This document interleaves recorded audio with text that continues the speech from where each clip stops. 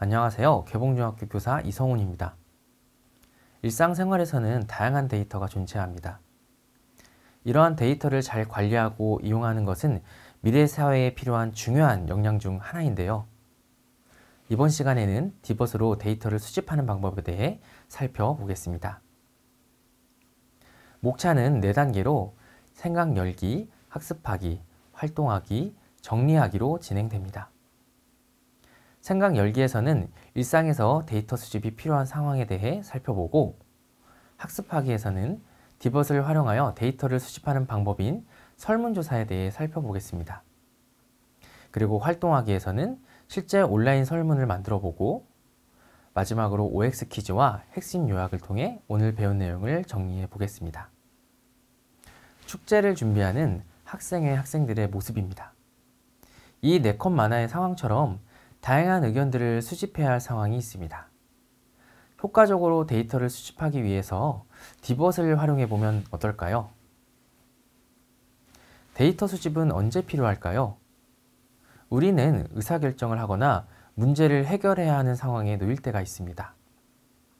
현재 가지고 있는 데이터가 부족하다면 올바른 의사결정을 위해 더 많은 데이터가 필요하게 됩니다. 데이터 수집은 어떤 도움이 될까요? 첫째, 효율적인 의사결정에 도움을 줍니다. 둘째, 데이터 분석을 통해 현재 상황에 대한 통찰을 가질 수 있습니다. 셋째, 어떤 일에 대한 예측 가능성을 높여줍니다. 이번 시간에 배울 내용입니다. 먼저 데이터를 수집하는 방법을 이해하고 상황에 맞게 선택하는 것에 대해 살펴보겠습니다. 그리고 디벗으로 설문을 작성하고 데이터를 수집하여 원하는 정보를 얻을 수 있는 방법에 대해 살펴보겠습니다.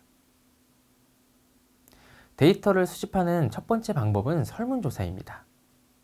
설문조사는 사람들에게 질문하여 데이터를 얻는 방법입니다.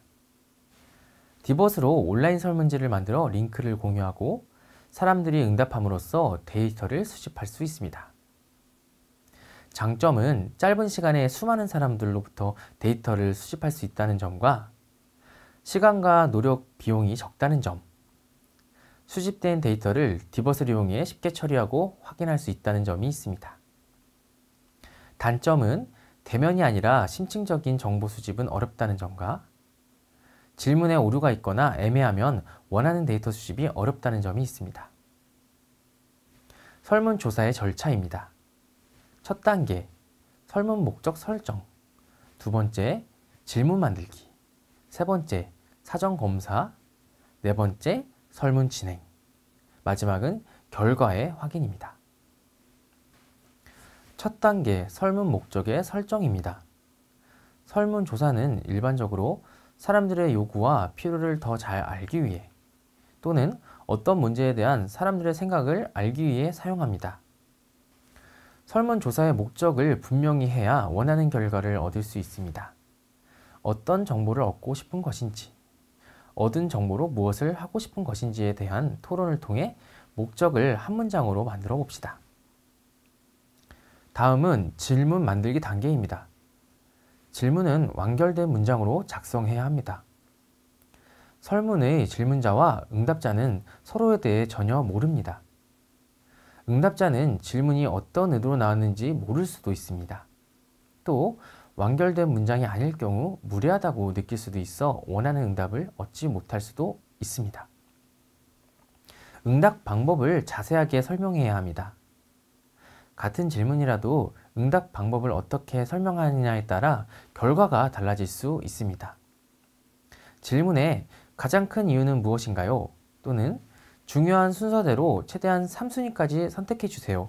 와 같이 응답자의 명확한 의사를 수집할 수 있도록 자세하게 설명해야 합니다.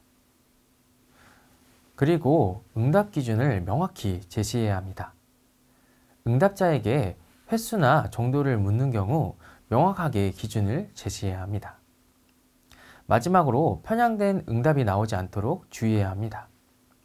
사건이나 현상에 대한 의견을 물을 때에는 한쪽으로 치우치지 않은 객관적인 질문으로 구성해야 합니다.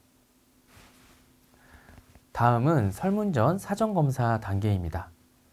본 설문으로 들어가기 전에 온라인 설문 문항이 잘 만들어졌는지 사전 설문 과정이 필요합니다. 만들어 놓은 설문 문항을 주변의 몇몇 친구들에게 보내 설문에 응하도록 합니다. 이런 사전 검사를 통해 온라인 설문지의 오류나 애매한 문장을 보완하여 설문지를 완성합니다. 이제 설문 진행 단계입니다. 온라인 설문지의 링크를 설문 대상자들에게 배포합니다. 설문에 기한을 충분히 주고 홍보하여 대상자들이 적극적으로 참여할 수 있도록 독려하는 것이 중요합니다. 디벗을 이용하여 쉽게 참여할 수 있도록 QR코드를 만들어 주는 것도 좋은 아이디어입니다. 설문 진행이 끝나면 마지막 결과 확인 단계입니다. 설문 항목별로 설문 결과를 표 또는 차트로 만들어서 확인할 수 있습니다. 예를 들어 학생이 주관 학교 행사에서 참석 여부를 묻는 설문에 각 학년의 응답을 서로 비교해 보고 싶다면 왼쪽의 차트와 같이 응답률로 확인할 수 있습니다. 데이터 수집 방법의 두 번째는 인터넷 검색이 있습니다. 디벗으로 네이버, 구글 같은 인터넷 검색 홈페이지에서 키워드로 검색한 여러 웹페이지 상의 데이터를 수집할 수 있습니다. 장점은 키워드나 문장만으로 간단하게 수집할 수 있다는 점과 수없이 많은 곳에 퍼져 있는 데이터를 신속하고 정확하게 수집할 수 있다는 점이 있습니다. 단점은 불명확한 키워드를 입력할 경우 효과가 떨어질 수 있다는 점과 검색 결과 중에서 원하는 데이터를 찾아 정리하기 위한 작업이 필요하다는 점이 있습니다.